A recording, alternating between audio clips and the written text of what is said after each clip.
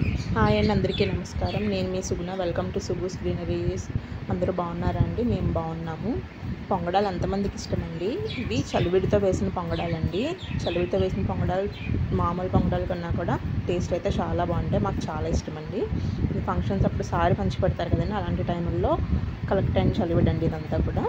దీంతో ఇప్పుడు నేను పొంగడాలు అయితే వేయడం ఎలాగో ఏంటో చూపిస్తాను మీకు. చూడండి, మనకు కావాల్సింది చలివిడండి. ఇది ఫ్రిడ్జ్లో నుంచి తీసి బయట పెట్టుకున్నాను. రూమ్ టెంపరేచర్కి అయితే వచ్చిందండి ఇది.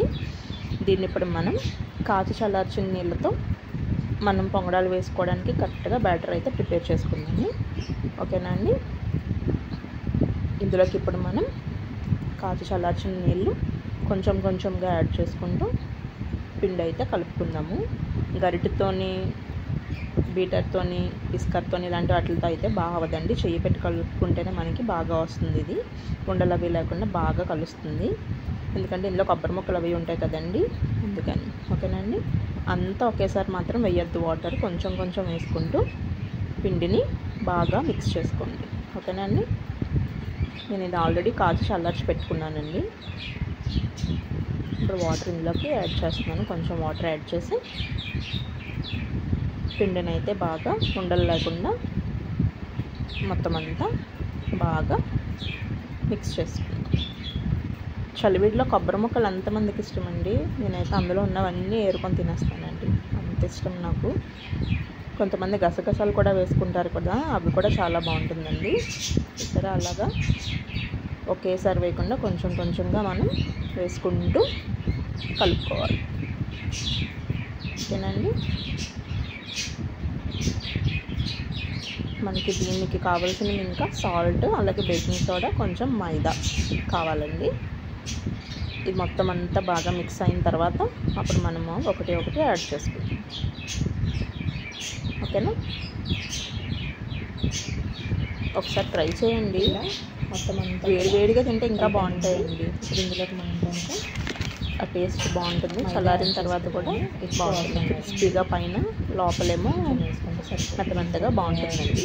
అలాగే ఇప్పుడు మనం కొంచెం మైదా కూడా యాడ్ చేసుకుందాం. ఆ చలివిడి ఎంత ఉందో దానికి తగ్గట్టుగా వేసుకోండి.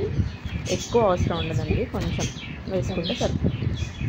నేను ఆ చలివిడికి ఒక 4 to 5 టేబుల్ స్పూన్స్ అయితే మైదాని యాడ్ చేశాను. అలాగే బేకింగ్ సోడా కూడా వేసాను, కొంచెం సాల్ట్ వేసానండి.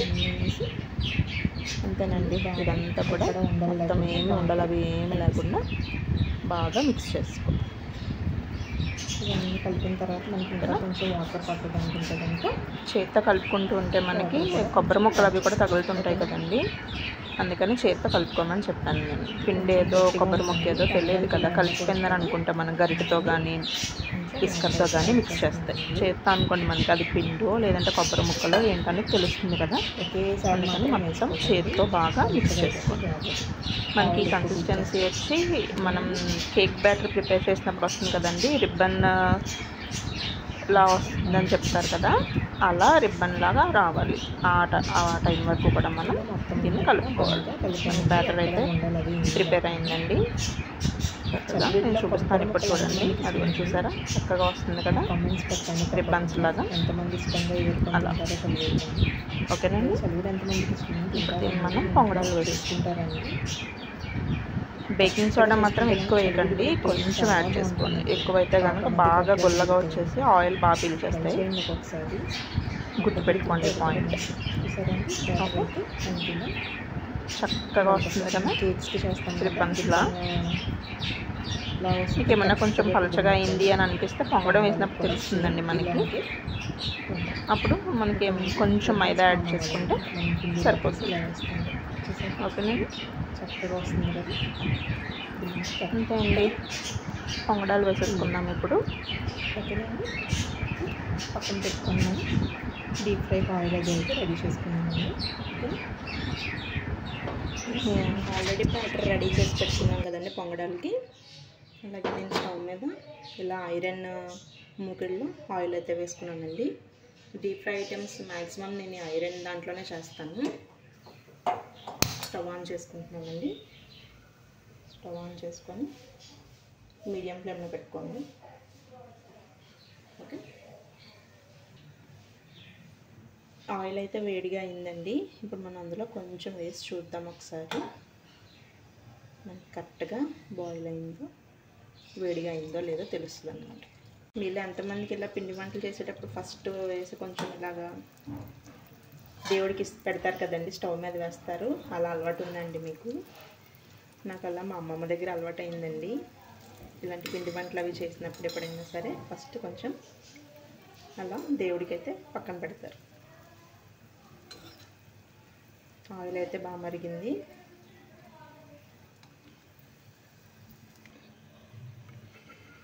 ఆయిల్ బాగా మరిగిందండి. ఫస్ట్ వేసాను కదా, ఇవి తీసుకొని ఇలా ఫస్ట్ దేవుడికి అయితే ఇలా స్టవ్ దగ్గర వేస్తామండి. దండం పెట్టుకొని మనం ఎప్పుడు స్టార్ట్ చేసుకుందాం. ఓకేనండి.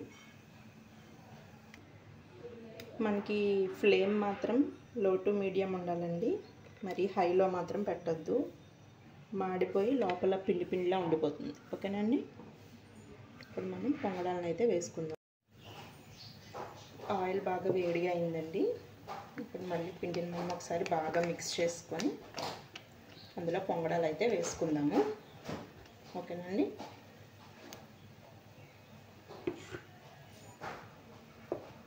మీకు ఏ సైజు కావాలనుకుంటే ఆ సైజులో వేసుకోండి. ఓకేనా.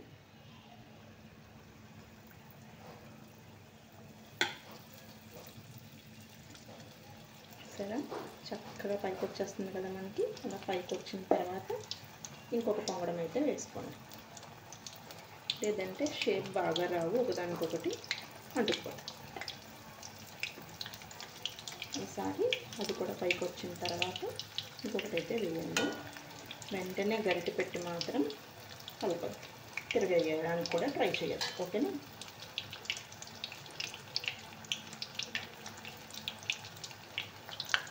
ఇప్పుడు ఇంకొకటి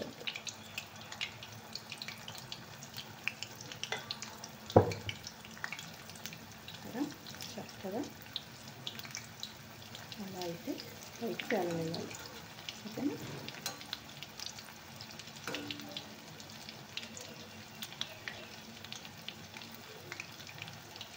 స్టవ్ చేద్దామండి. ఇప్పుడు చూసారా చక్కగా ఎంత బాగా వచ్చిందో. మీకు ఏమైనా కొంచెం తేడాగా వచ్చినట్టు అనిపిస్తే కొంచెం మైదా యాడ్ చేసుకోండి, మళ్ళీ పర్ఫెక్ట్గా వచ్చేస్తుంది మనకి. ఓకేనా.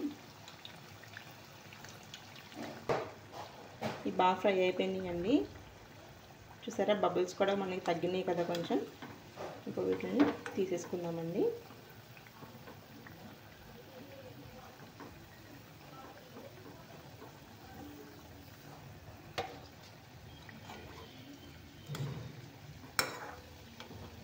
ఓకేనా. అంతేనండి, మనం వేడి పొంగడాలు అయితే రెడీ అయిపోయినాయి. తప్పకుండా ట్రై చేయండి. మీ ఇంట్లో వాళ్ళు ఏమన్నారు ఏంటో నాకు కామెంట్స్ పెట్టండి. నచ్చితే కనుక లైక్ చేయండి, షేర్ చేయండి, అలాగే సబ్స్క్రైబ్ చేసుకోండి. బాయ్.